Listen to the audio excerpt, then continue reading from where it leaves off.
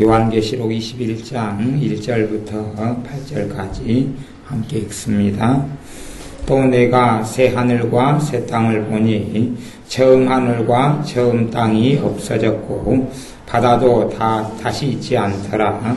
또 내가 보매 거룩한 성 새 예루살렘이 하나님께로부터 하늘에서 내려오니 그 예비한 것이 신부가 남편을 위하여 단장한 것 같더라. 내가 들으니 보좌에서 큰 음성이 나서 가로되 보라, 하나님의 장막이 사람들과 함께 있음에 하나님이 저희와 함께 거하시리니 저희는 하나님의 백성이 되고 하나님은 친히 저희와 함께 계셔서 모든 눈물을 그 눈에서 씻기심에 다시 사망이 없고 애통하는 것이나 곡하는 것이나 아픈 것이 다시 있지 아니하리니 처음 것들이 다 지나갔음이로라.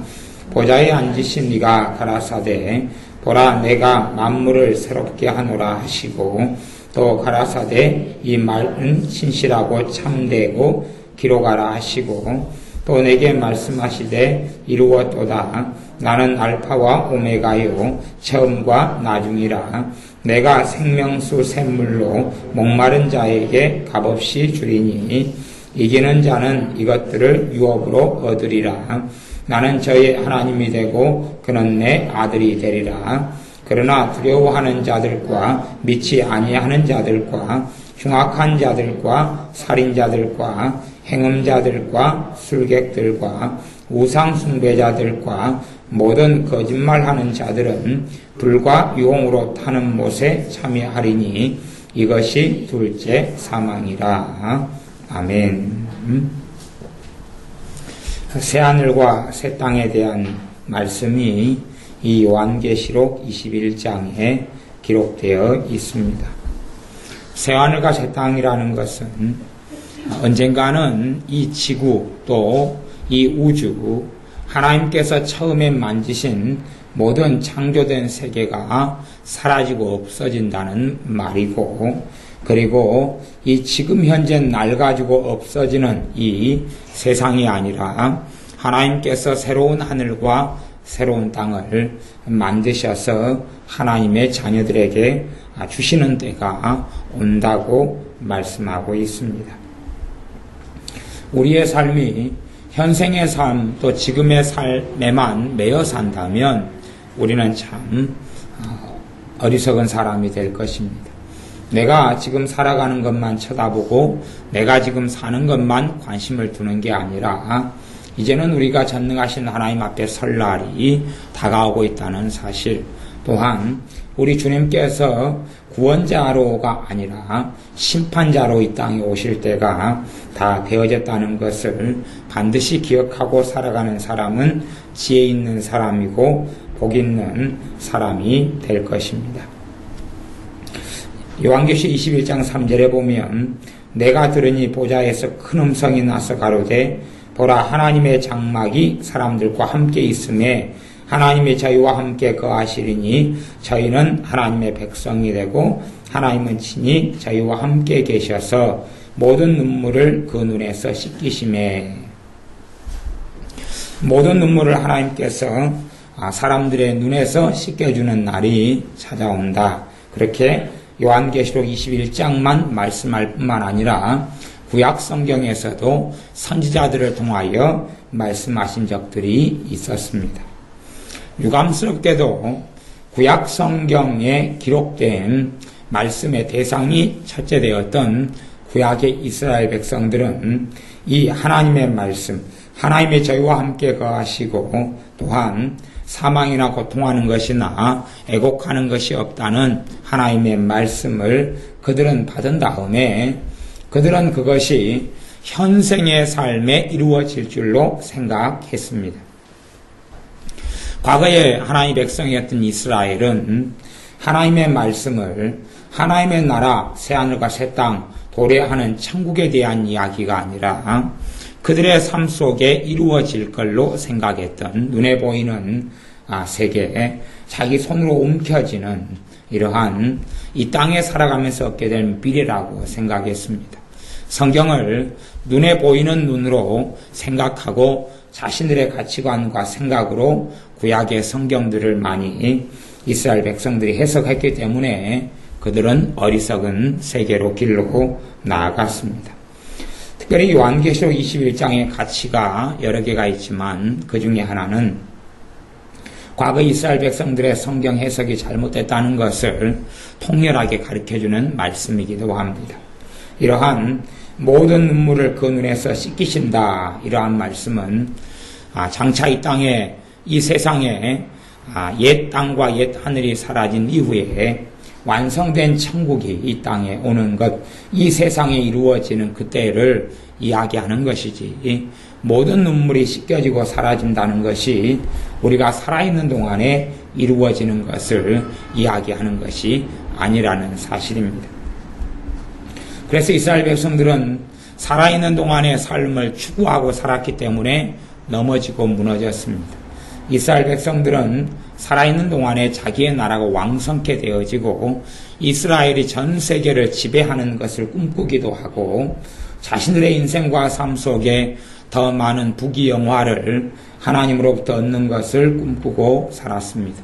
그래서 영원한 하나님을 추구하기보다는 눈에 보이는 세계를 추구하고 물질 만능주의를 추구하고 손으로 움켜쥐는 돈과 쾌락과 명예와 명성을 추구하고 살아서 그것을 이루고자 발버둥을 쳤습니다. 그러나 그러한 뜻과 삶으로 하나님은 이용당하지도 않았고 하나님은 이스라엘 백성에게 끌려다니시지도 않았습니다. 그러므로 오히려 하나님께서 그들을 버리시고 그들은 우상을 선택하고 우상 숭배로 나아가 하나님의 복과 하나님의 은혜는 고사하고 하나님의 진노의 심판을 받아 2000년 동안 나라 없는 민족과 백성이 되었습니다. 사실은 지금도 교회 안에서 이루어지는 일이 그런 일이다, 그렇게 말할 수 있습니다. 전 세계가 노아의 후손이었는데, 아담과 하와의 후손이고 노아의 후손이었는데, 그리고 노아의 후손들이 아프리카, 아시아, 중동, 유럽, 전 세계에 흩어져서 민족과 나라를 형성하고 구성하였습니다.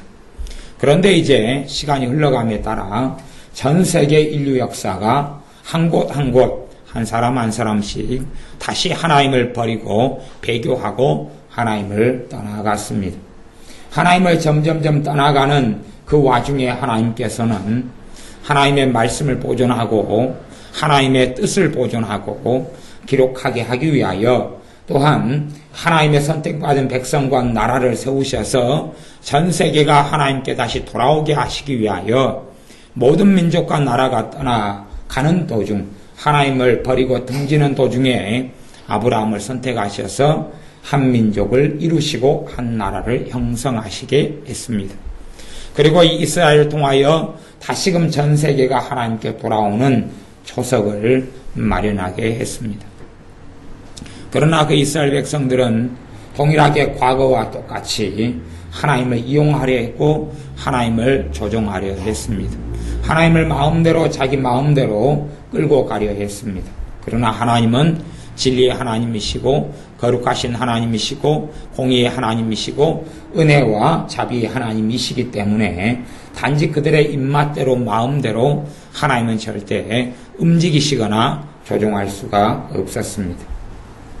사실은 이제 지금 현 시대의 교회가 이러한 전철을 따라가고 있는 것과 똑같습니다. 하나님께 초대교회 이후로 많은 나라, 많은 민족, 많은 사람들이 주 예수님의 복음을 듣고 주 예수님의 용서하심과 십자가에 그들의 죄를 위하여 죽으시고 부활하신 소식을 듣고 한 명 한 명씩 전능하신 하나님께 돌아오기 시작했습니다. 그것이 초대교회 이후의 역사입니다. 그리고 교회가 형성되어져 갔습니다. 심지어는 이제 전 세계 가장 강대국이었던 로마까지도 우리 주 예수님의 복음에 의해서 무너지고 로마가 우리 주 예수님의 복음을 시인하고 인정하기 시작했습니다. 그런 가운데 이제 교회가 거꾸로 암흑으로 들어가고 무너지게 된 계기가 또한 되기도 했습니다. 로마라는 나라가 콘스탄틴 황제로부터 기독교가 공인된 다음에 교회가 쥐게 된 것은 권력과 돈이었습니다. 권력과 돈을 교회가 쥐고 움켜쥐게 되니까 교회는 타락해져 가기 시작했습니다. 왜냐하면 목회자의 자리, 신부의 자리, 주의 종이라는 자리가 오히려 경찰서장보다 막강한 파워를 가지게 됐고, 그리고 때로는 대통령이나 때로는 왕이나 황제보다 더 강력한 권력을 가지게 되었기 때문에 그렇습니다. 당시의 시대 상황이 정교일치, 신앙과 정치가 하나 되었던 사회이기 때문에 교회에서 추방당한다는 것은 우리나라로 이야기하면 삼족인멸하고 구족인멸하는 상황이 과거에는 되어졌던 시대였습니다. 우리나라도 조선시대만 간다 그래도 조선시대에 무당의 말 한마디에 거역하고 거스리는 사람은 돌에 맞아서 동네 사람들로부터 죽어갔던 시대가 옛날의 시대였습니다. 심지어 자신들이 우상숭배하던 성황당을 더럽혔다는 죄목으로 무수히 많이 사람들을 죽였던 시대가 오래된 시대, 몇백 년도 되지 않았던 시대였기 때문에 천몇백 년, 거의 1700년 이전의 시대는 상상하고 말해서 무엇하겠습니까? 우리나라로 따지면 통일신라 시대 이전의 이야기이기 때문에 훨씬 정교는 일치될 수밖에 없었습니다. 제가 어릴 때만 해도 어린 시절에 제 기억에는 얼마나 귀신들의 역사가 많았고 무당들이 판을 쳤고 점쟁이들이 얼마나 강력한 힘을 발휘했는지를 모릅니다. 그래서 간혹 가다가 작두를 타는 무당을 볼 수 있을 정도였으니까 아직 귀신의 능력이 눈에 보일 정도로 왕성하게 1970년대까지만 해도 그렇게 걔네들은 역사해 왔습니다. 물론 현 시대에 와서는 이 마귀, 귀신들의 역사하는 방식과 방향이 전략 전술이 굉장히 많이 수정되고 바꿔졌다는 것은 우리가 주지하고 있는 사실입니다. 그래서 300년, 313년 이런 것을 계기로 해서 이제 교회가 정치적인 힘과 국가 권력을 가지게 됐습니다. 그렇기 때문에 그 전에 주의 종이 된다는 것, 그 전에 하나님을 섬기고 예수를 믿는다는 것은 고난의 길을 걸어가는 것이고, 심지어 카타콤 지하의 묘지에서 햇볕 하나 보지 못하고 굶주려 죽어갔던 하나님의 백성들이 살았던 시대하고는 전혀 다른 시대가 도래했습니다. 그것 때문에 교회가 권력을 가지게 되어서 교회는 타락해져 가기 시작했습니다. 그리고 점점 하나님의 말씀을 잊어가고 하나님의 말씀을 과거 이스라엘 백성의 지도자들인 바리새인들이, 서기관들이 자의적으로 마음대로 해석했던 것처럼 하나님의 말씀을 마음대로 해석하고 오용하고 남용하고 멋대로 하나님의 말씀을 수정했고 교정했던 시대가 되었습니다. 그것이 천주교로 교회가 변질된 중간의 역사입니다. 그렇게 해서 천주교라는 이름으로 교회는 타락해져 갔고, 그리고 하나님을 등지고 떠났습니다. 이제는 하늘 여신이라고 이야기하는 마리아를 여신까지 극상시켜서 마리아를 숭배하는 우상 숭배의 중심지가 천주교 로마 카톨릭이 되었습니다. 얼마나 많은 이교적인 풍습이 천주교라는 곳에 들어갔고 우리 주 예수님의 이름과 전능하신 하나님을 섬기는 것을 어지럽히고 더럽혔는지 모릅니다. 겨우 이제 1500년대에 들어와서야 종교개혁을 통하여 다시금 천주교 가운데 하나님을 섬겼던 사람, 복음을 가졌던 사람들이 일어나 개혁을 외치고 소수의 사람들이 일어나 다시금 하나님의 말씀을 앞세우고 하나님께로 돌아오기 시작했습니다. 그 와중에 개신교와 개혁파와 천주교는 끊임없이 전쟁도 불사하게 되고 많은 하나님께 돌아온 사람들이 죽임을 당했습니다.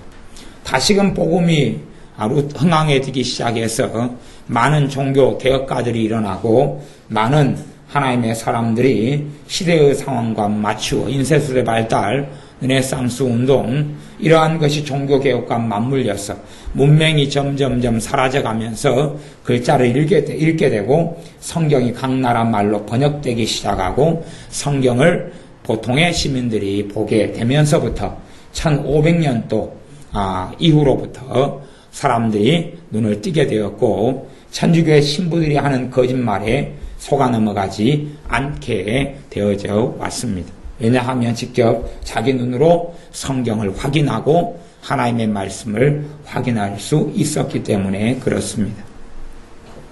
그렇게 해서 이제 복음이 전파되어지고 지금 시대까지 이르렀습니다.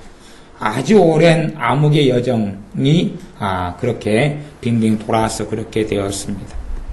심지어는 성경에 기록되어 있는 고린도전서 12장에 있는 성령님의 9가지 은사들조차도 초대교회가 흘러간 다음에 한 200~300년까지 왕성하게 성령님의 9가지 은사들이 나타나다가 성령님의 9가지 은사들마저도 부정되고 인정되지 않는 그러한 시대를 천몇백 년을 보내기도 했습니다.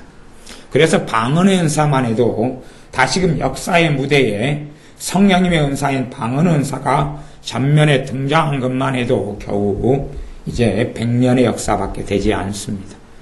그만큼 사람들이 성령님의 은사를 부정했기 때문에 성령님께서는 은사로 사람들의 삶 속에 역사하실 수 없었습니다. 왜냐하면 사람들의 선택은 어떤 면에서는 절대적이기 때문에 그렇습니다. 사람이 하나님을 거부하고 거역하며 성령님의 역사하심과 인도하심과 이끌리심을 거부하고 거역한다면 그분은 하나님이시지만 또한 사람의 선택으로 인하여 행하실 수 없고 그래서 사람들에게 역사하지 않게 되실 수밖에 없었습니다.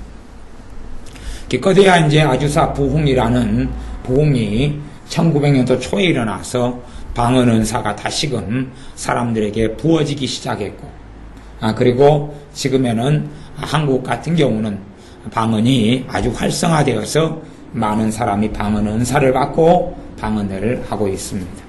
병을 고치는 은사만 해도 일부의 사람들만이 1900년도 초부터 병 고치는 하나님의 능력을 체험해 왔지만 기존의 개혁교단에 속하는 대부분의 교단과 교파들에서는 병 고치는 하나님의 치유하시는 역사를 1970년도 이때까지는 대부분 부인하고 있었습니다. 심지어는 1980년대만 해도 제가 신앙생활하는 그때만 해도 많은 정통적인 교회 목사님과 또한 신학교와 교회들이 병 고치는 하나님의 기적은 지금은 없다 그렇게 가르쳐 왔기 때문에 얼마나 심각한 오류가 최근까지도 있었는지를 모릅니다. 방언 은사만 해도 방언은 하나님의 선물이다 하는 책이 최근에만 어떤 분이 썼는데 그에 반발해서 또 어떤 사람은 반대로 책을 쓰기도 합니다. 방언은 하나님의 선물이 아니라 마귀 역사다. 그렇게 책을 쓰는 유명한 한국의 알려진 목사님의 아들도 최근에 있었습니다. 물론 그 목사님은 최근에 돌아가셨지만 우리나라의 몇 명의 최고 목사님에 속하는 분의 아들, 유명한 아들은 방언은 성령님으로부터 오지 않는다 라고 책을 쓰고 그것이 베스트셀러가 될 정도니까 한국 교회 믿는 사람들의 눈이 얼마나 가려져 있고 아직도 암담한 줄을 알 수 있는 대목이 되기도 합니다. 그만큼 이 역사 속에서는 사람들의 마음대로 성경을 해석하고 자의적으로 하나님을 믿고 싶은 대로 믿고 자기가 만들어서 하나님을 믿고 싶은 대로 믿어왔던 역사가 지금 시대까지의 역사입니다. 그리고 이제 우리 주님 이후로 거의 2000년의 세월이 흘렀습니다. 우리 주님께서는 2000년 전에 말씀하셨습니다. 내가 떠나간 다음에 다시 오겠다. 내가 다시 올 때는 이 땅을 심판하겠다. 내가 다시 올 때는 이 땅을 심판하겠다. 그때는 더 이상 각 사람들에게는 기회가 없다. 라고 말씀하셨습니다.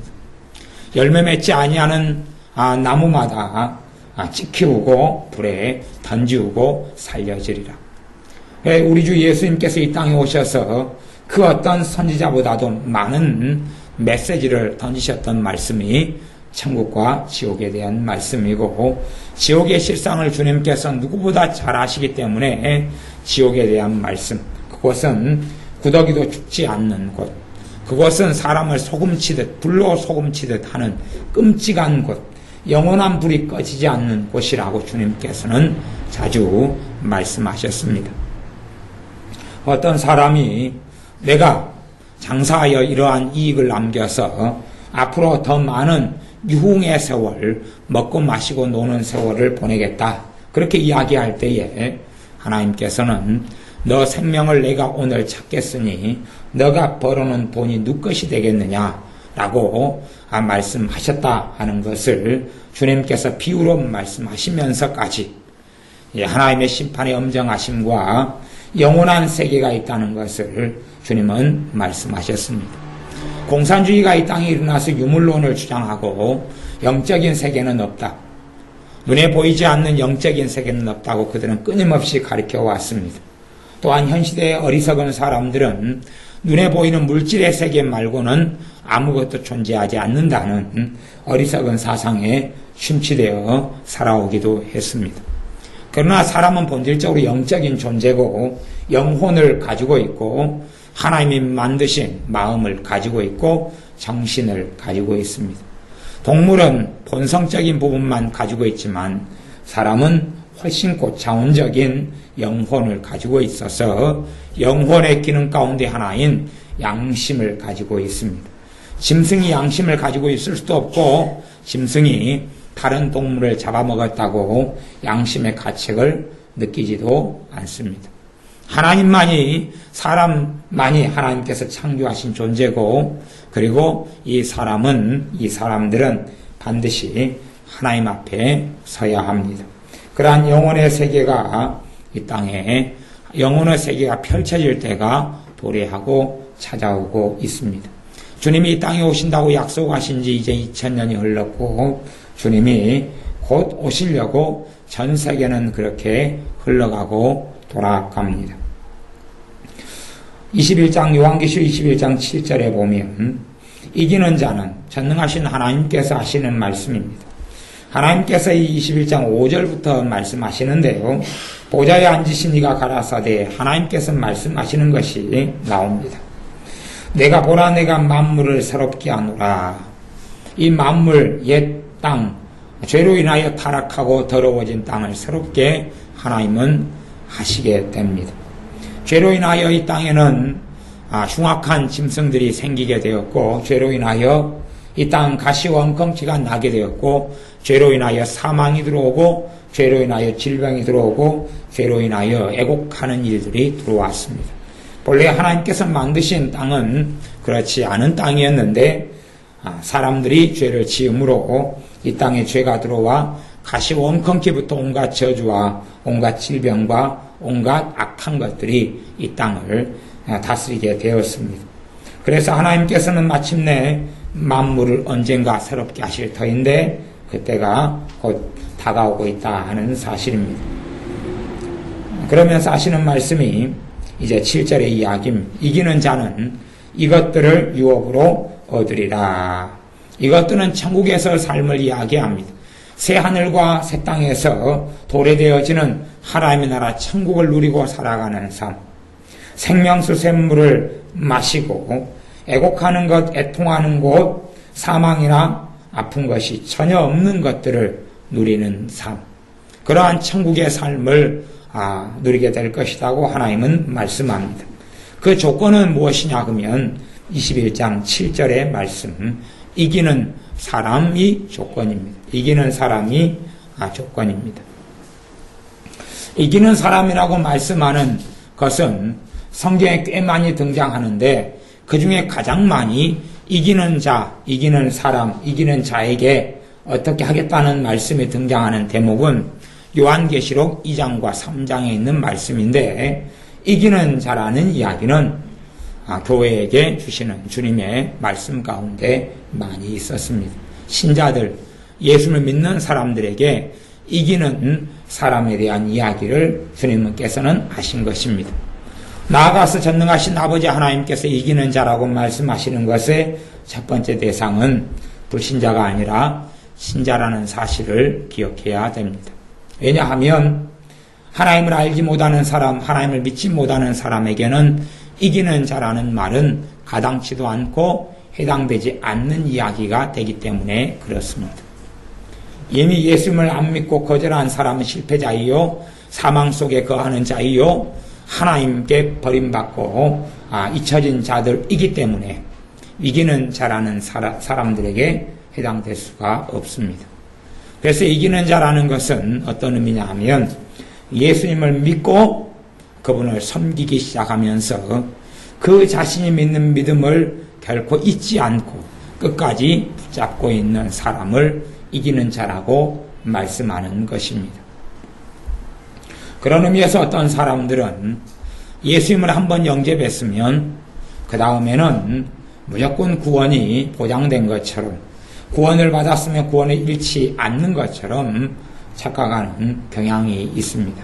그러나 그 사람이 주님을 부인하고 배신하고 배교하고 주님을 거절하고 주님을 떠난다면 그 사람은 실패자고 이기지 못하는 자가 되기 때문에 우리 주 예수님과 그분의 나라 천국과는 아무런 상관이 없게 됩니다.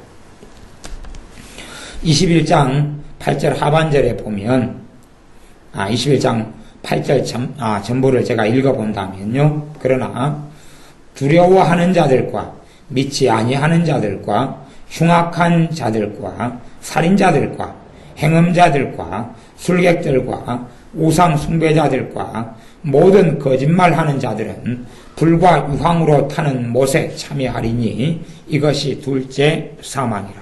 이것이 둘째 사망이라. 불과 유황으로 타는 못, 불과 유황으로 타는 연못, 불과 유황으로 타는 연못 속에 들어가게 된다. 참여한다는 이야기는 그 속에 들어간다. 이게 둘째 사망이다. 사람들에게는 주님을 섬기지 못한 사람들에게는, 주님을 따르지 않는 사람에게는 두 번의 사망이 있게 됩니다. 한 번의 사망은 잠깐의 사망이겠죠. 한 번의 사망은 육체가 죽는 것입니다. 이 몸이 죽어서 육체와 영혼이 분리되는 것, 그게 첫 번째 사망이죠. 인생사 70, 80년의 인생을 마치고 죽는 것, 그게 첫 번째 사망입니다.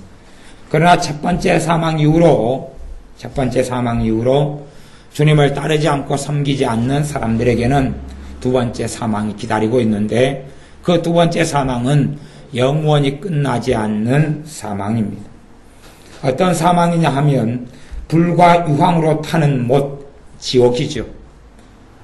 고통이 끊어지지 않는 지옥 속에 들어가서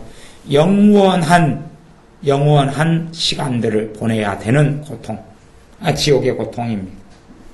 그 고통은 한번 그 세계 속에 들어가면 절대 헤어나올 수 없는 지옥의 고통 속에 살다가 죽게 됩니다.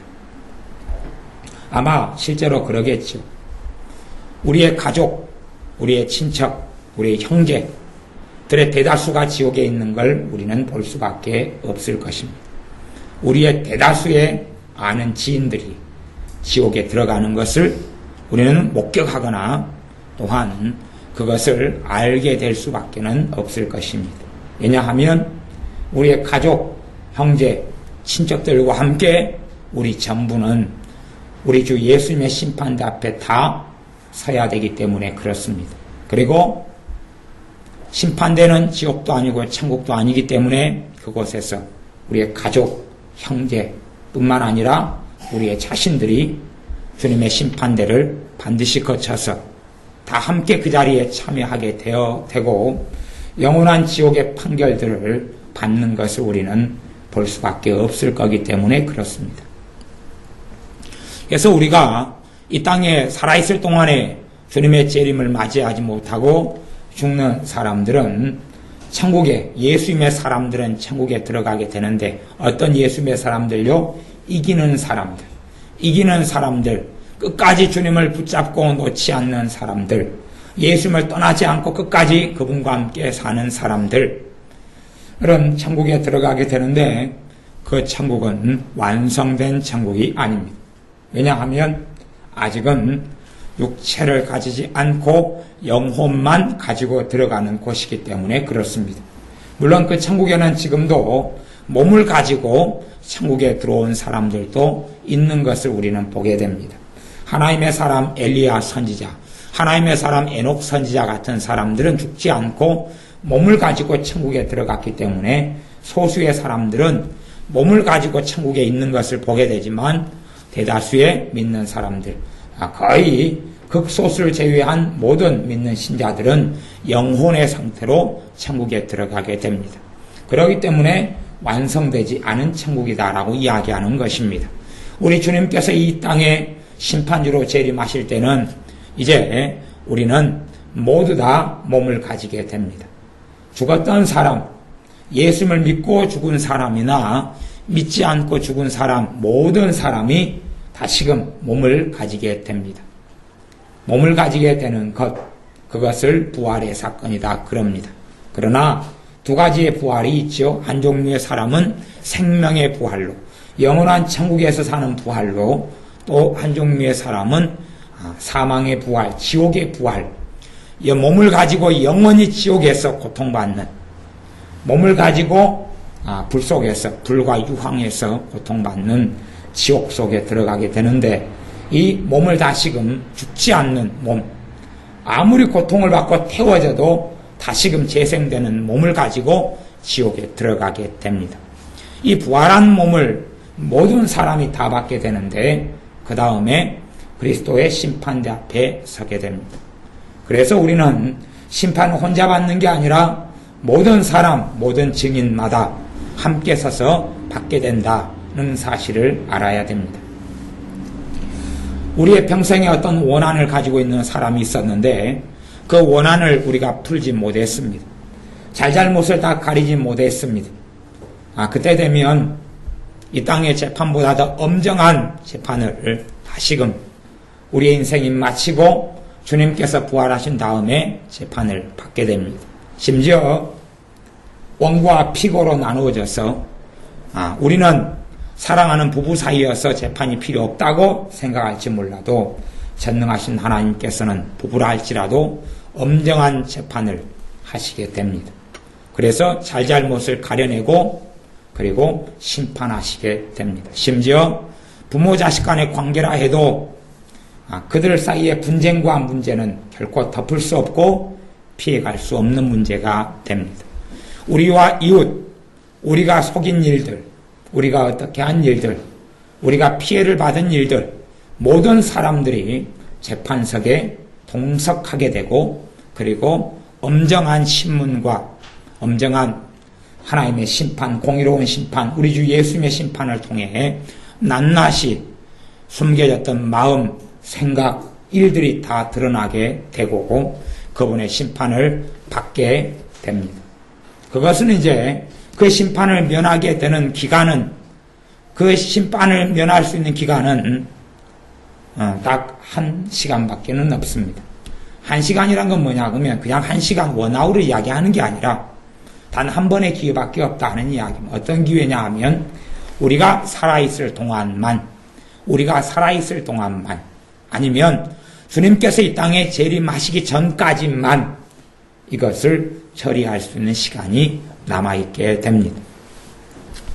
우리가 회개하고 주님의 보혈로 덮은 죄들에 있어서는 그 심판을 면하게 되고 받지 않게 됩니다. 우리가 회개하고 우리의 그 죄악들이 예수님의 피로 덮여진 일들은 우리는 재판받지 않게 됩니다. 그러나 우리가 회개하지 않은 부분들, 예수님의 피로 덮여지지 않은 부분들은 심판대 앞에 서서 우리라 할지라도 그 심판을 면할 수 없다고 사도들은 여러 번 반복하여 신약 성경을 통하여 이야기합니다. 심지어 사도 바울은 자신이라 할지라도 선악간에 행한 일에 대하여 심판대 앞에 서서 직고할 수밖에 없다. 스스로 실토하고 죄를 자백하고 고백해서 그 심판을 받을 수밖에 없다고 사도 바울도 또한 디모데도 냉엄하게 성경에서는 반복적으로 이야기하고 있습니다. 그래서 우리는 반드시 이기는 사람이 되지 않으면 안 됩니다. 승리자. 끝까지 예수님을 붙드는 사람, 예수님을 믿는 믿음에서 후퇴하지 않는 사람. 그 사람이 이기는 자인데 그 사람의 대열과 반열 속에 서야 한다는 이야기입니다. 그러면 이제 구체적으로 이기는 자에 대한 이야기가 요한계시록 21장 뒤에부터 나옵니다. 28절에는 자세한 내용이 나오죠.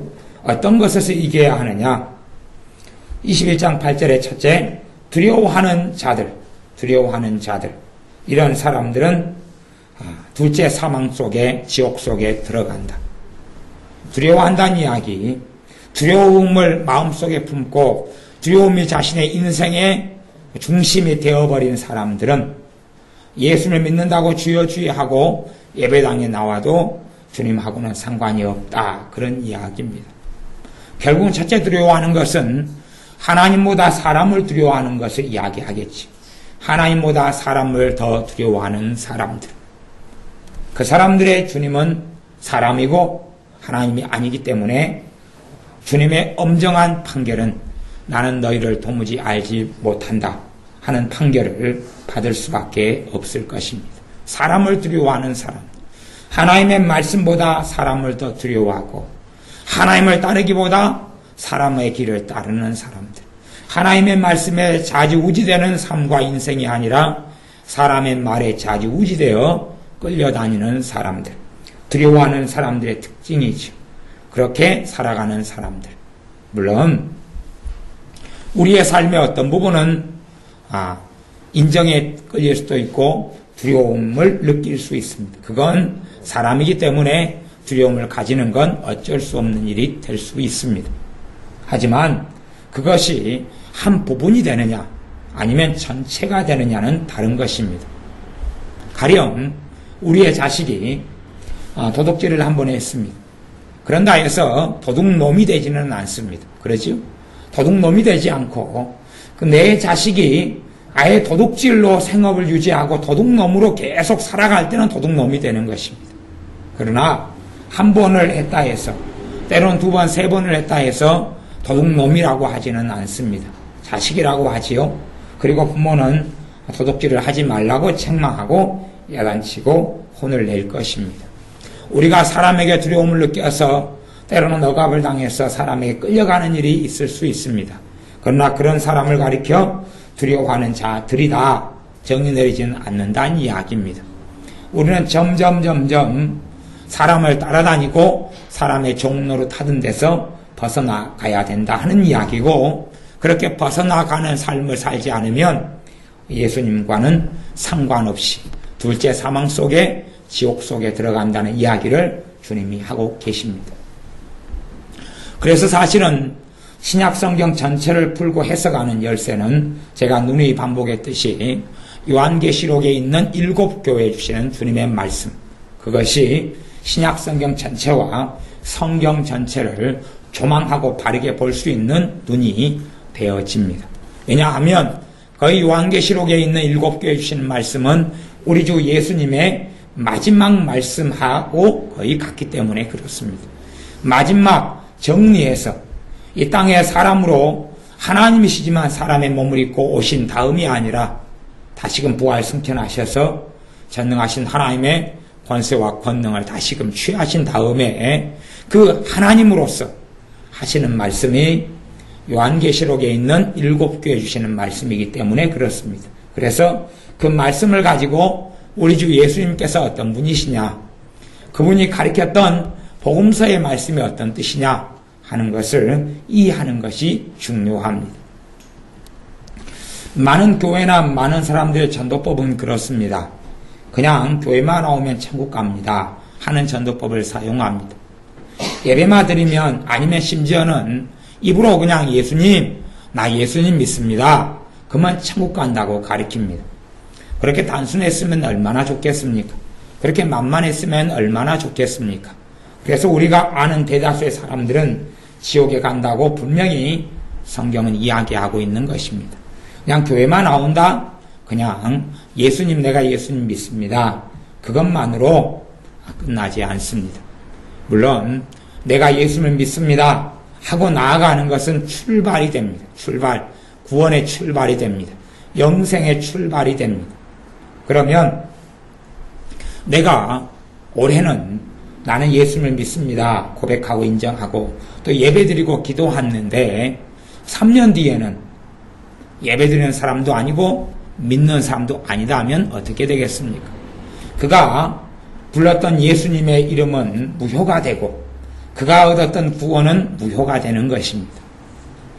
그가 얻었던 영생은 무효가 되고 그가 얻기로 했던 하나님의 나라 천국을 유업으로 받기로 했던 것은 다 무효가 되는 것입니다. 실제로 한국 사회에서도 매년 수십만 명씩 예수님을 떠나고 있습니다. 그건 자주 있는 일이고 우리의 교회에서도 계속 일어나는 일이기 때문에 그건 특별한 일도 아닙니다. 그러나 반드시 기억할 것은 곧 하나님의 심판이 있을 것이고 둘째 사망 그리스도 심판대를 거쳐서 끝나지 않는 지옥 속에 떨어진다는 사실입니다. 그런 이야기를 제가 하는 게 아니라 하나님께서 하고 계시고 또한 우리 주 예수님께서 계속하여 하고 계시는 것입니다. 사람들은 한번 죽어버린 다음에는 아무 기억도 못한다고 착각하고 거기에 속아 넘어가는 것을 꽤 좋아합니다. 이 땅의 삶이 너무나 힘들고 비참하고 심지어 우울증 때문에 목숨을 끊기를 바라는 사람들이 너무 많습니다. 빚 때문에 목숨을 끊기를 바라는 사람도 너무 많습니다. 살기가 힘들다고 목숨을 끊는 사람도 많습니다. 그래서 1년에 자살로 죽는 사람만 해도 대한민국만 해도 어마어마한 숫자가 됩니다. 자살로 죽는 사람마다 어마어마한 숫자. 대한민국은 OECD 국가 중에서 자살률 1위. 그러면 전 세계에서 자살로 1년에 죽는 사람만 얼마쯤 되느냐? 제가 기억이 정확하지 않아서 최근에 기사에 나왔는데 100만인가 200만인가 뭐 그랬다 그래요. 100만이 아마 넘은 것 같아. 100만 명이. 1년에 자살로 죽는 인구가 100만이 넘는다는 사실입니다. 그 인구는 전쟁으로 1년 중 전쟁으로 죽는 사람보다 훨씬 더 많은 숫자입니다. 왜 자살로 사람이 죽느냐? 당연한 이야기죠. 이 땅의 삶이 너무나 힘들다 하고 죽는 것 첫 번째고, 두 번째는 그렇게 자살로 죽을 수 있는 이유는 뭐냐 하면 죽으면 다 끝이라고 착각한다는 사실입니다. 죽으면 끝이라고 착각한다는 사실입니다. 그랬으면 얼마나 좋겠습니까? 나이 드신 분들을 만나면 나이 드신 분들의 이구동성의 이야기가 그렇습니다. 나이 들고 병든 분들은 다 같은 이야기를 합니다. 또 제가 간혹 가다가 노인 요양병원에 신방을 가면 권사님이라도 똑같은 이야기를 합니다. 목사님, 언제 하나님이 저를 데려가실까요?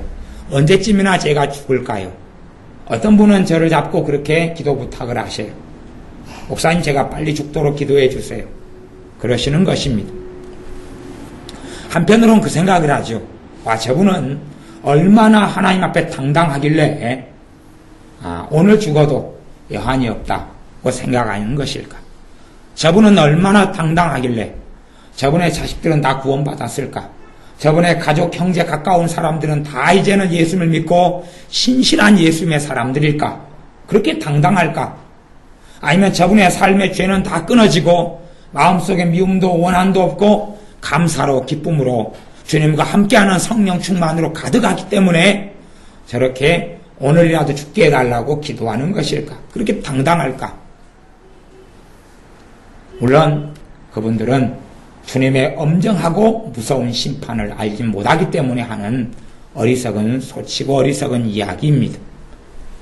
그분들은 물론 자신의 병든 것, 아픈 것, 심지어 자식이 돌아보지 않는 것 때문에 상처받고 힘들어 하지만 그분들이 알지 못했던 것은 믿는 사람이라 할지라도 예수님의 심판대를 서야 한다는 것, 그것을 알지 못했다는 어리석음입니다.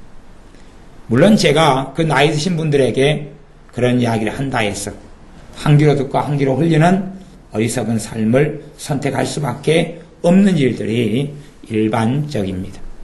듣기를 원치 않지요. 왜냐하면 내 지금 삶이 힘들기 때문에 돌아볼 여유가 없다는 사실입니다. 많은 사람들은 증명되지 않은 이야기를 믿고 싶어 합니다. 죽은 다음에는 다 잊혀진다. 죽은 다음에는 다 끝이다. 죽은 다음에는 이제는 내 생각도 나란 존재 자체가 없어진다. 그렇게 믿고 싶어 합니다. 전에 제가 어떤 승려를 만났습니다. 그 승려가 그렇게 이야기하더군요. 그 승려가 하는 말이 예수님을 믿어도 천국 가고 석가모니를 믿어도 천국 간다고 이야기하더군요. 그래서 저도 한마디 했습니다. 그러냐? 내가 분명히 장담하건대 석가모니를 믿으면 너는 영원한 지옥에 간다. 그러나 예수님만이 길이요 진리요 생명이다. 그러니 이제 당신의 이야기와 내 이야기를 당신이 한번 생각해봐라. 자, 여기서 교차점이 뭐냐? 당신은 예수님 믿어도 분명히 천국 간다고 극락 왕생한다고 그랬고 석가모니를 믿어도 간다 그랬는데 나는 그렇게 이야기하지 않느냐? 예수님만 믿어야 천국 간다고. 그러면 당신의 믿음이 틀릴 때는 어떻게 하려느냐? 그러나 당신과 내 이야기에 중복되는 것이 하나 있는데 예수님을 믿으면 천국 간다는 것이다.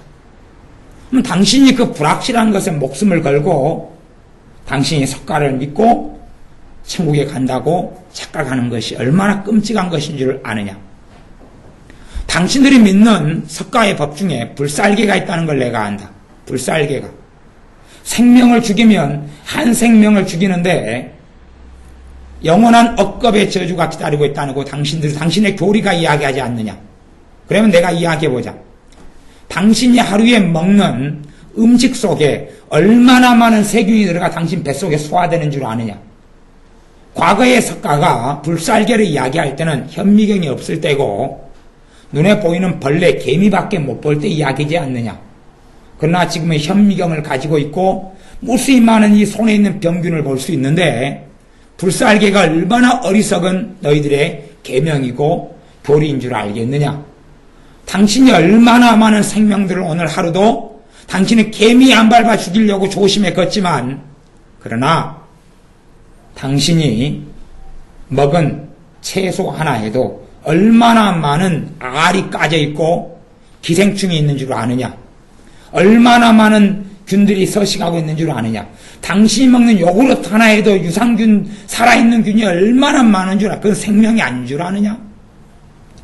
당신이 믿고 있는 그 어리석은 것들을 통해서 당신의 영원한 걸 장담하려 한다면 얼마나 어리석은 사람이 되겠느냐?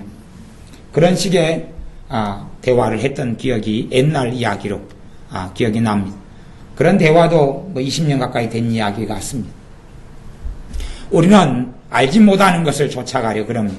그러나 예수님을 믿는 사람은 알지 못하는 걸 따라가는 것이 아닙니다. 예수님을 믿는 사람이 알지 못하는 걸 따라간다. 내가 지금 믿는 것이 바른 것인지 알지 못하겠다. 그런 사람들이 있다면 저는 냉정한 이야기를 할 수밖에 없습니다. 첫 번째 냉정한 이야기는 그 사람은 신자가 아니다. 그 사람은 신자가 아니다. 그 사람은 믿는 사람이 아니기 때문에 애매모호하거나 확신할 수 없다. 신자가 아니다.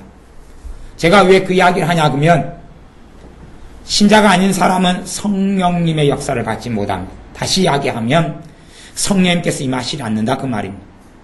성령님께서 임하지 않는 사람은 성경을 알 수도 없고 진리에 대한 확신을 가질 수도 없습니다.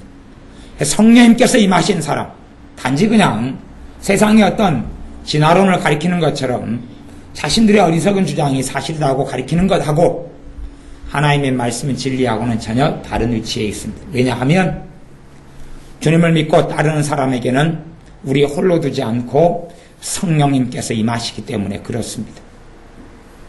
예수를 믿는 순간에 성령님께서 함께 임하셔서 확증하시고 역사하기 시작하시기 때문에 그렇습니다. 두 번째는 그가 예수를 믿었는지 몰라도 성령 세례를 받지 않았다.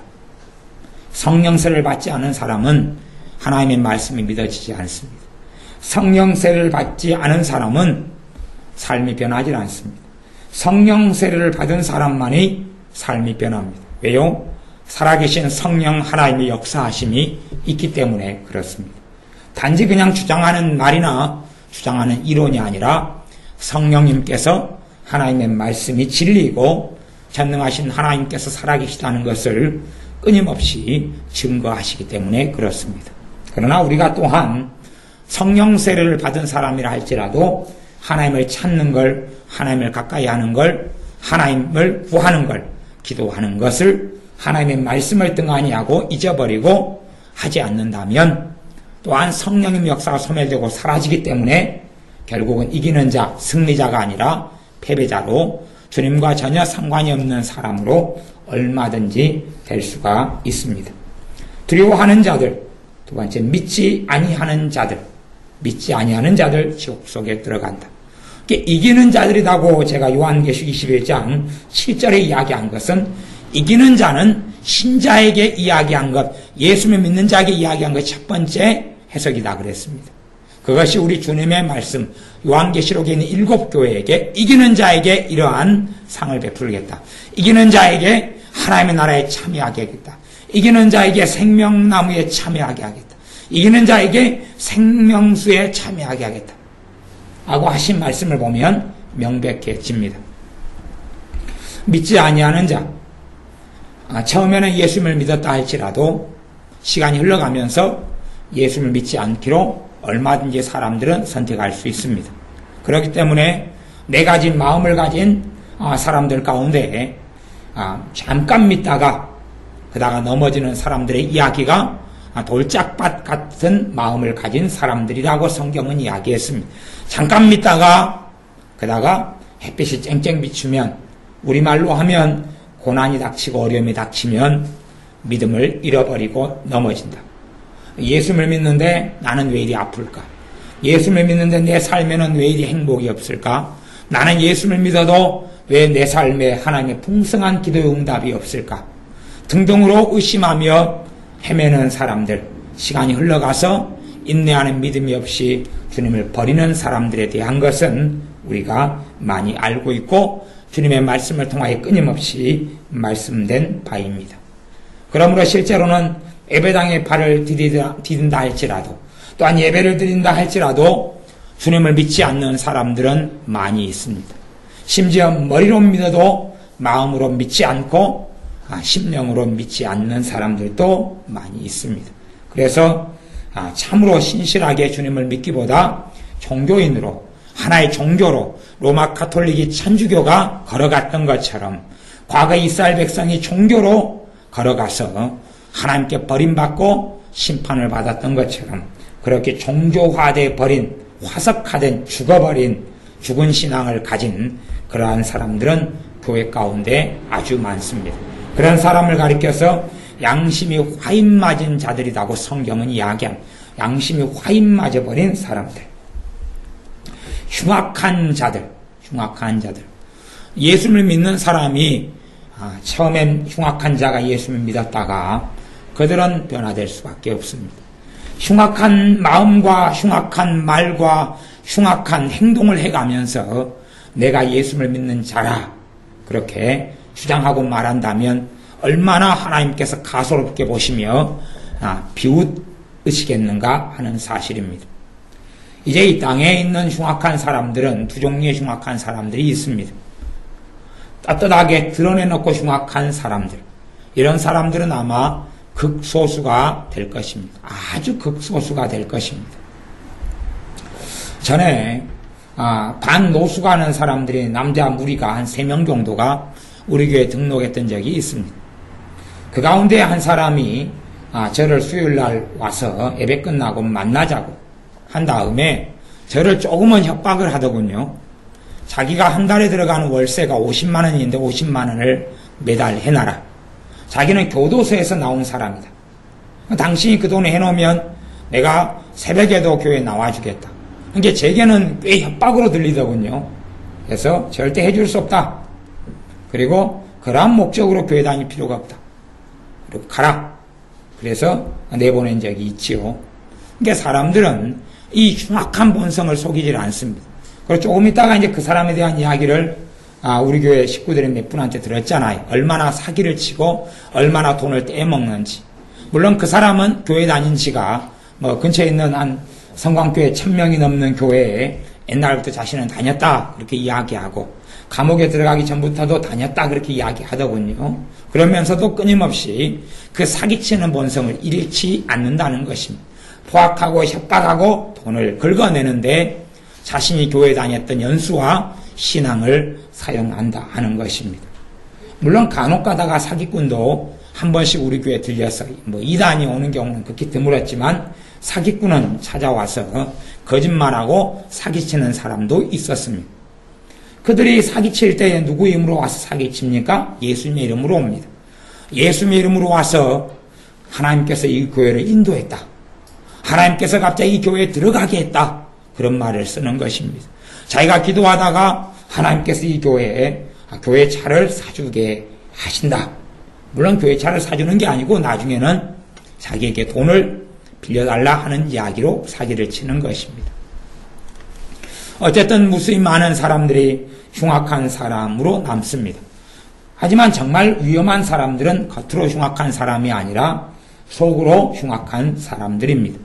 과거에 바리새인 같던 사람들, 위선적인 사람들, 겉과 속에 달랐던 사람들, 속에는 미움과 원한과 이간질과 악함을 그대로 품고 있으면서 겉으로는 좋은 사람인 척, 거룩한 척, 그다음 선량한 척 했던 사람들. 이런 사람들이 가장 끔찍한 일이 될 것입니다. 지금 현재 이단들의 특성이 주로 이런 사람들입니다. 흉악한 사람들이 이단들의 특성입니다. 신천지 같은 경우는 공공연하게 그렇게 교육합니다. 지금의 교회에 들어가서 목회자와 목사와 교인을 이간질시키고 그리고 교회를 신천지 교회로 들어먹어버리는 그렇게 해버리는 수법을 공공연하게 가리키고 작은 교회 같은 경우는 교회 집사인 척, 이사 온 척 해서 한 5명, 10명을 한꺼번에 투입합니다. 그리고 그들이 들어가서 기존에 있는 교회와 교인들과 목회자를 이간질시켜가지고 아예 교회를 자기들 소유로 만들어버린 일들이 자주 있어 왔습니다. 최근에 큰 우리나라 유명한 교회 목사님의 교회 같은 경우도 그 목사님이 부흥사로서 부흥회를 많이 다니시는데 신천지 이단들이 와가지고 목사님이 안 계실 때 교회를 완전히 난장판으로 만들어버리고 많은 사람을 신천지 교인으로 만들었다 하는 이야기를 제가 지난주에 들었습니다. 그렇게 정말 유명하고 큰 교회라 할지라도 이들은 이간질하고 거짓말하는 것을 서슴없이 합니다. 그것도 누구의 이름으로 하냐 그러면 예수님의 이름으로 얼마든지 자행합니다. 그것이 이단의 특징입니다. 마음대로 협박하고 심지어는 사람을 사서 폭행하고 집에 불을 지르고 차에 불을 지르는 것들을 그런 것들을 신천지 이단부터 JMS 정명석이 통일교 별의별 이단들은 그런 수법을 사용합니다. 구원파 같은 경우도 그렇지. 그래서 이단의 특징들은 뭐냐 그러면 협박하고 그리고 욕하고 감언 이설하고 그 다음에 거짓말에 지어내고 겉으로는 선량하고 좋은 척하지만 안으로는 얼마든지 하나님의 말씀을 어길 수도 있다는 이러한 사상을 가지고 있습니다. 흉악한 사람들이죠. 그래서 과거의 바리새인 서기관들이나 대제사장 등들은 우리 주 예수님을 죽이기를 서슴지 않았고 항상 죽이려고 기회를 엿보았고 그리고 노렸던 사람들이 그들이었습니다. 겉으로는 기도 생활했고 겉으로는 거룩하고 의로운 척했지만 속에는 죽이는 살인으로 죽이는 미움과 악독으로 가득했던 사람들. 제가 직장생활을 하는 과정에서나 일을 하는 과정에서 정말로 많은 이러한 사장님들을 만나보았습니다. 정말 제가 많은 사장님을 만나봤다는 것은 사실은 그렇게 다른 사람들이 상상한 것보다 훨씬 많은 사람을 만났다는 이야기입니다. 제가 한 몇 년 동안은 제가 대학을 다니면서는 주로 무슨 일을 했냐 그러면 일주일에 한 2, 3일 정도는 막노동을 다녔습니다. 인력시장이라는 곳에 가서 90년 동안 초중반 이럴 때예요. 인력시장이라는 곳에 가서 하루하루 이렇게 회사 사장을 다른 사람을 만나가지고 일을 했다 그 말입니다. 일주일에 며칠씩 그렇게 일을 해봤기 때문에 제가 만난 저를 일시키는 사장님들이 있었을 거 아니에요. 한두 명이었겠습니까? 많았지요. 일주일마다도 사장님들을 한두 명, 두세 명씩 만났을 것 아닙니까? 그러면 평균적으로 4명 가운데 1명은 믿는 사람이었습니다. 그러니 제가 직장 생활을 해가지고 사장을 만났다, 이런 것보다 훨씬 더 많은 사람을 만난 것이죠. 하루면 한 사람을 만났으니까 일주일은 그래도 한두 명, 두세 명은 만났으니까요.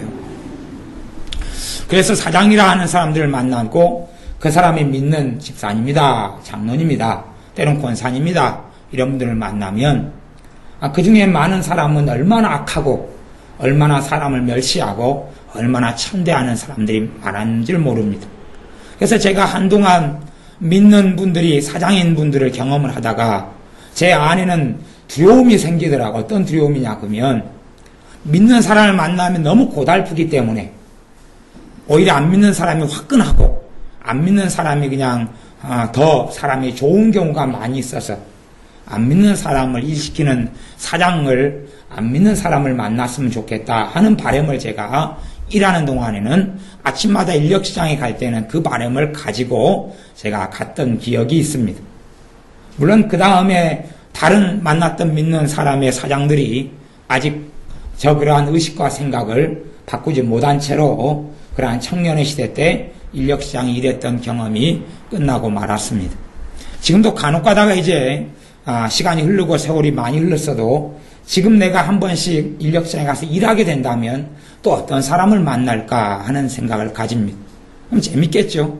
집사님이 사장인데 제가 하루 일당 5만 원 받고 목사인데 지금 일하러 왔습니다. 그럼 얼마나 재밌겠어요. 어쨌든지 간에 그렇게 많은 믿는 사람, 예수 믿는다는 이름이지만 사람은 변하지 않았다 하는 사실입니다. 그 가운데 정말 많은 숫자는 요한계시록 21장 7, 8절에 있는 흉악한 자들로 판가름 날 것입니다. 교회 장로님이고 심지어 목사님이고 이번에 어떤 우리나라의 가장 큰 교단 가운데 하나인 어떤 교단에서 자신들의 비리와 잘못된 것을 덮으려고 지금 이번에 총회가 거의 끝나가는 총회 때에 용역 깡패들을 사가지고 문을 지키게 하고 그리고 자기의 비리를 덮으려고 이런 목사님들, 장로님들, 신앙생활 수십 년한 연수를 가진 사람들이 수천 명이 모인 자리에 가스총을 뽑아들고 그런 일이 있었고 깡패들, 용역들을 동원해가지고 철저하게 기자 출입을 금지하고 자기들 마음대로 이렇게 총회에 선거를 했던 일이 있습니다. 그런 일들은 자주 일어나기 때문에 깡패를 동원한 일들이 믿는 목사님들의 세계에서 너무 흔하게 일어나는 일들이 되어져 버렸습니다. 과연 그들이 전능하신 하나님 앞에 섰을 때에 흉악한 자들이 아니 판결을 받겠느냐? 그러지는 않겠죠. 우리가 악한 일들을 한 번 할 때는 마음이 그렇게 양심이 완악해지고 화인 맞지는 않습니다. 그러나 악한 일을 2번, 3번, 5번, 10번 반복하게 되어지면 그때부터는 죄가 죄인 줄 모르게 됩니다. 악한 일이 악한 일인 줄 모르게 되고 마음이 강팍해져서 목사님이라는 칭호를 달고 있다 할지라도 전혀 이제는 예수님과 상관없는 사람이 되고 맙니다. 대부분 우리나라의 유명한 목사님들 같은 경우는 첫째는 돈맛을 봅니다. 돈맛. 돈을 그렇게 많이 벌고 가지고 소유하게 됩니다. 그렇기 때문에 주님을 섬기다가 돈을 따르는 길을 선택하게 되는 일은 쉽게 일어나게 됩니다. 로마에서 신앙생활을 했던 초대교회 이후에 로마의 황제로부터 기독교가 공인되어지고 권력을 가지게 되는 그래서 로마 카톨릭 천주교의 시대로 접어들어서 교회의 타락을 수백 년간 가지고 왔던 그런 것처럼 지금 현재 교회도 돈을 가지게 되고 명예와 명성을 가지게 되는 자리에 서면 과거의 초대교회 이후로 해왔던 그런 일들을 또한 자행한다 그런 말입니다. 그렇기 때문에 과거에 어떤 하나님의 사람이 했던 기도는 유명합니다. 과거에 어떤 하나님의 사람이 그렇게 기도했던 것이 성경에 기록되어 있습니다. 하나님, 나로 하여금 가난하지 않게 해주십시오. 내가 가난하게 되어져서 남의 것을 도둑질하고 사는 악한 자가 될까 두렵습니다. 또한 하나님 아버지 기도합니다. 나를 부자가 되지 않게 해주십시오. 내가 부자가 되어서 돈에 취해 하나님을 모른다 할까 두렵습니다. 너무 가난케 되어서 먹을 것 입을 것이 없으면 도둑질하는 사람으로 살 수밖에 없습니다. 마찬가지로 부자가 되어져서 손에 많은 걸 쥐고 살면 이제는 하나님을 섬기지 않고 따르지 않고 하나님을 배역하는 길로 들어가게 됩니다. 과거의 소돔과 고모라 성은 하나님을 모르던 성이 아니었습니다. 하나님을 알던 곳이었습니다. 하나님을 알던 곳, 그 하나님을 알던 곳이 하나님을 배역하고 돌아서서 불과 유황으로 심판받아 멸망한 곳이 되었습니다. 과거에 이스라엘이 스스로 예루살렘을 삼기 전에 예루살렘은 하나님을 모르던 곳이 아니었습니다. 왜냐하면 그 예루살렘의 왕이 우리가 잘 아는 아브라함 때에는 멜기세덱이었기 때문에 그렇습니다. 하나님을 경외했던 하나님의 영원한 대제사장으로 있던 멜기세덱이 왕이었던 살렘 왕, 그것이 예루살렘을 이야기하는데 일반적으로 자신이 왕인데 자신의 백성들이 왜 하나님을 모르겠느냐 하는 것은 상식입니다. 그러나 그들이 멸망했던 것은 하나님을 등지고 하나님을 떠났기 때문에 그렇습니다. 우리는 어떤 사람과 함께 지낼지를 항상 잘 선택해야 됩니다. 아무리 믿음의 사람 롯이었다 할지라도 롯은 의인이었다고 성경에 기록되는데 이 롯이 소돔과 고모라 성에 살 때, 소돔 땅에 살 때에 온갖 악한 것을 눈에 보게 됩니다. 그러면서 그의 의로운 심령이 상하니라 그렇게 말씀했습니다. 가령 남자가 부산 해운대 같은 곳에 여름에 파라솔 아래 가만히 앉아 있다면 그 남자의 마음 가운데 음란함이 가득 차버리고 말 것입니다. 아무리 마음이 깨끗하고 거룩하다 이런 사람이라 할지라도 해운대의 아름다운 여자들이 비키니 차림으로 돌아다니는 걸 보면서 멀쩡한 마음과 생각을 가질 수 있는 사람은 아무도 없습니다. 내가 죄에서 자유롭다, 그건 아무도 존재하지 않습니다. 내가 참으로 우리가 이기는 자, 승리자가 되려면 죄를 짓는 환경을 피해야 됩니다. 죄를 짓는 상황과 환경을 피하는 것이 가장 중요한 것입니다. 가장 중요한 것. 다윗의 아들이었던 솔로몬이 하나님을 떠나고 버리고 타락했던 사건이 성경에 기록되어 있는데 몇 번에 걸쳐서 기록되어 있습니다. 다윗의 아들 솔로몬의 타락, 하나님을 만난 사람, 하나님의 지혜를 받은 사람, 하나님을 경외했던 사람 솔로몬의 타락에 대해 성경이 여러 번 설명하기를 솔로몬이 이집트 왕, 애굽 왕 바로의 딸을 데려왔기 때문에 그가 하나님을 버리고 떠났다.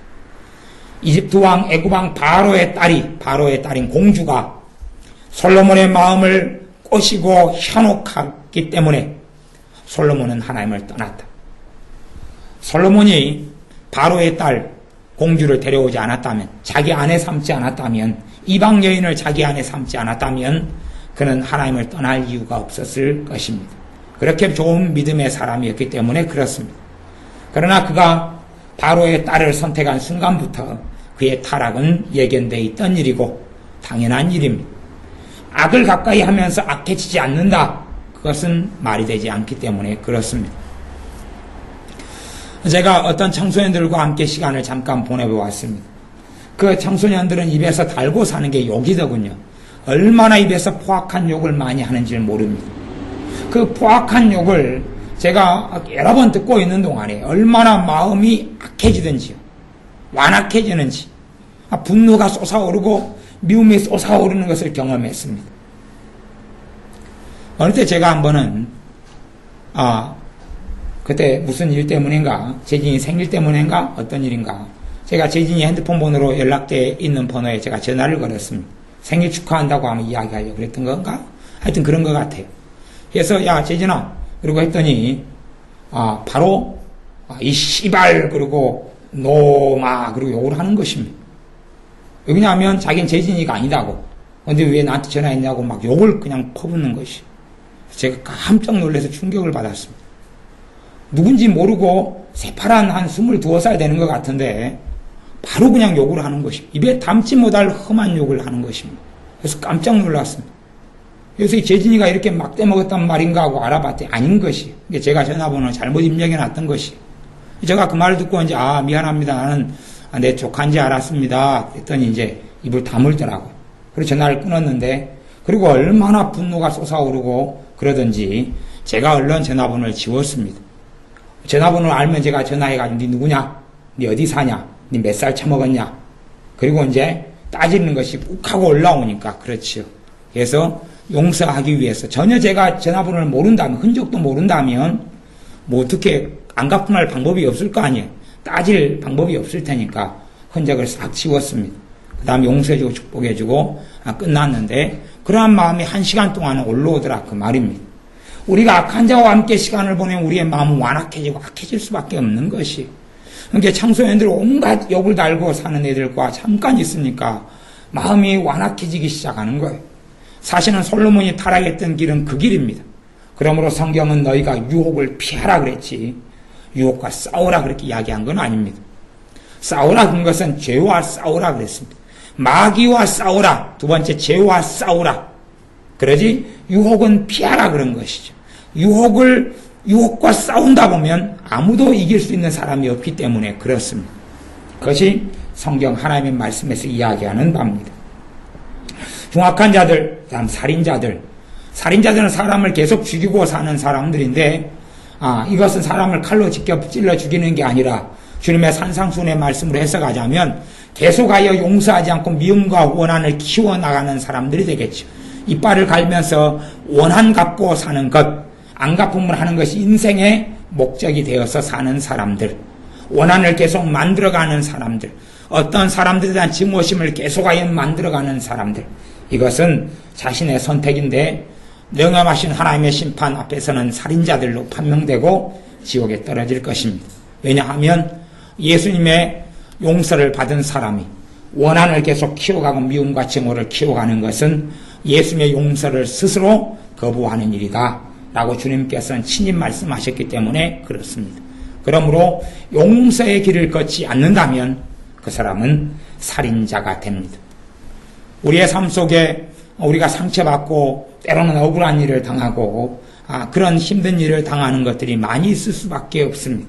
그러나 주님의 사람은 용서의 길을 걷습니다. 받은 상처가 크면 클수록 용서하기 어렵고 억울하고 이빨을 아마 갈게 될지를 모르겠습니다. 지금까지 살아오면서 자이든 타이든 원한을 가지고 미움을 가진 일들이 꽤 있습니다. 심지어는 교회에서 떠나오고 쫓겨난 일도 제 인생 여정에서는 여러 번이 있었습니다. 모함을 당해서 때로는 무슨 일 때문에 때로는 억울하게, 심지어는 방언기도 한다고 교회에서 쫓겨나 본 적도 있기 때문에 별일로 무슨 일을 겪은 적들이 많습니다. 그러나 주님의 사람은 용서의 길을 걷는 사람입니다.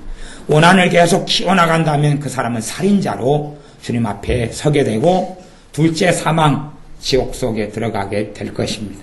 그러므로 예수님의 사람들은 상처와 아픔과 서러움과 때로는 애매한 고난 속에서도 용서의 길을 걷는 사람들이 됩니다. 힘들어도 용서의 길을 걷는 사람들. 때로는 용서하기 싫어하고 미워하고 저주하고 원망하고 싶은 마음 앞에서 죄와 싸우되 너희가 피 흘리기까지 싸우지 않았는데 이제 그렇게 해라 하는 주님의 말씀을 기억하고 피 흘리기까지 죄와 싸우는 길을 걸어가게 됩니다. 행음자들은 두 가지 행음을 이야기합니다. 두 가지 행음. 실제적인 간음을 끊임없이 행하고 살아가는 사람들이 있을 것이고, 그것보다 더 본질적이고 중요한 행음은 세상을 사랑하는 것을 간음한다, 행음한다, 이렇게 성경이 이야기했습니다. 세상을 계속하여 주님보다 세상을 더 사랑하고 살아가는 사람들, 그런 사람은 행음하는 자들이기 때문에 승리자가 되지 못하고 실패자로, 패배자로 주님과 상관없는 지옥에 가는 사람들로 판명이 납니다. 우리 주 예수님을 따르기보다 세상을 따르고 좁은 길을 걷기보다 넓은 길로 걸어가고 믿지 않는 사람, 하나님을 알지 못하는 사람의 식으로 생각하고 말하고 선택하고 살고 아파트에 매여 돈에 매여 성공에 매여 그리고 명예와 명성에 매여 살아가는 사람들, 그런 사람들을 행음자들이라고 이야기합니다. 세상의 쾌락을 쫓아 살아가는 사람들, 그것이 가장 중요한 인생의 이유가 되는 사람들. 쾌락, 내가 더 편하기 위해서 어떤 것에 탐닉하고 살아가는 것이 중심이 되어져 사는 사람들, 이러한 사람이 행음자들이다 분류됩니다. 그 다음에 술객들은 무당, 점쟁이를 이야기합니다. 예수님을 믿으면서 무당, 점쟁이로 살 수는 없습니다. 두 번째 무당, 점쟁이가 있는데 성령님의 은사를 빙자해서 무당, 점쟁이, 술객 노릇을 하는 사람이 있습니다. 과거에 발람 선지자가 술객, 무당으로 술객으로 인생을 마감해서 영원한 지옥에 들어갔던 것처럼 그렇게 성령님의 은사인 애언이라든지 방언 통역이라든지 은사들을 남용하고 자기 마음대로 쓰고 나아가서 사람을 이용하고 조종하는 방식으로 사용하는 사람들. 그래서 소위 말하면 예수님 믿는데 점장이다 하는 그런 사람들처럼 살아가는 많은 사람들이 있습니다. 그런 사람은 술객들로 분리돼서 지옥으로 갈 것입니다. 이런 사람을 거짓 선지자들이다 그렇게 이야기합니다. 예수님의 이름을 이용하고 빙자해서 끊임없이 돈을 탐하는 사람들. 그래서 이런 사람들은 누구에게 얼마 헌금해라, 어떻게 해라, 다른 사람 인생과 삶을 좌지우지하려 하는데 저는 꽤 그런 사람들을 많이 보았습니다. 심지어는 요즘 나오는 소위 선지자라고 말하는 사람들의 무수히 많은 책들이 써져 왔는데 저는 어떤 확신을 가지고 있냐 그러면 그들 가운데 많은 숫자가 거짓 선지자들이라는 확신을 가지고 있습니다. 왜냐하면 제가 그 많은 선지자라고 하는 사람들의 책들을 어느 정도까지는 다 사서 읽어보았기 때문에 그렇습니다. 그러면서 그들의 책에는 마귀가 역사하고 성령의 역사가 없고 온갖 거짓으로 도배되어 있다는 것들을 자주 확인했기 때문에 그렇습니다. 또한 실제로 목회자나 사모님들을 만나는 가운데 성령의 은사인 애언 같은 걸 빙자해서 사람을 이용하고 사람을 데리고 장난치는 사람들을 종종 만나보아서 얼마나 그들이 술객, 무당, 점장의 노릇을 예수님의 이름을 가지고 하는 줄을 많이 알기 때문에 그렇습니다. 우상숭배자들. 첫째는 귀신을 섬기는 것을 끊어버리지 못한 사람들, 우상숭배자들. 하나님과 더불어 조상에게, 귀신에게 제사하는 건 존재할 수 없고 하나님을 섬기면서 우상을 섬기는 게 존재하지 않는데 우상숭배자로 살아가는 사람들, 양다리를 거치고 살아가는 사람들, 우상숭배자로 판명날 것입니다. 두 번째 우상숭배는 하나님보다 더 사랑하는 것이 있을 때, 돈이든지. 그래서 탐심은 우상숭배니라. 무엇을 탐하는데 그것이 마음의 중심을 차지해버리는 사람들은 우상숭배자가 됩니다. 심지어 남편이나 자식이나 아내나 부모나 처자식을 주님보다 더 사랑하는 사람들도 우상숭배자로 판명이 납니다. 그 다음에 모든 거짓말하는 자들. 물론 우리가 살다 보면 흑거짓말이네 백거짓말이 해서 불가피하게 상황에 따라 거짓말을 할 수밖에 없는 일들이 있지요. 단지 그런 일들을 가리켜 이야기하는 것은 아닙니다. 그런 걸 가리켜 이야기하는 게 아니라 본질적으로 그 사람이 거짓말이 그 사람의 인성과 인격을 형성하는 것을 이야기합니다. 거짓말이 그 사람의 특징이 되는 것. 그래서 거짓말을 하는데도 전혀 양심의 가책을 받지 않고 그냥 단지 자신에게 이익이 되기 위해서는 거짓말도 마음대로 할 수 있는 사람들을 이야기합니다. 그런 사람들은 불과 유황으로 타는 못에 참여하게 되는데 둘째 사망이고 영원한 지옥의 형벌이다 라고 전능하신 하나님께서 보좌에서 말씀하셨습니다. 우리의 삶 가운데 이런 종류의 사람들이 천국에 들어오지 못한다는 것은 성경 66권 가운데 마지막 66번째 신약 성경으로 마지막 27번째 성경인 요한계시록에서는 반복하여 이런 종류의 사람들이 천국에 오지 못한다고 계속하여 이야기하고 있습니다.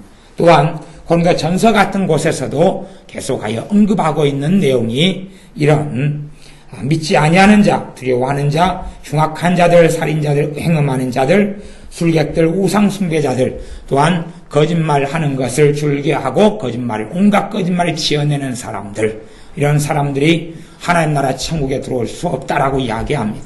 그러므로 어떤 사람이 나는 예배드린다, 나는 예수를 믿는다 해도 그러한 말에 하나님은 절대 타협하지도 않고 넘어가지도 않고 그 사람의 첫째는 마음 중심을 확인하시고 또한 심령을 감찰하시며 그들의 말과 그들의 생각과 그들의 행동까지도 다 달아보시는 분이 하나님이시다는 것을 우리는 익히 알고 있습니다.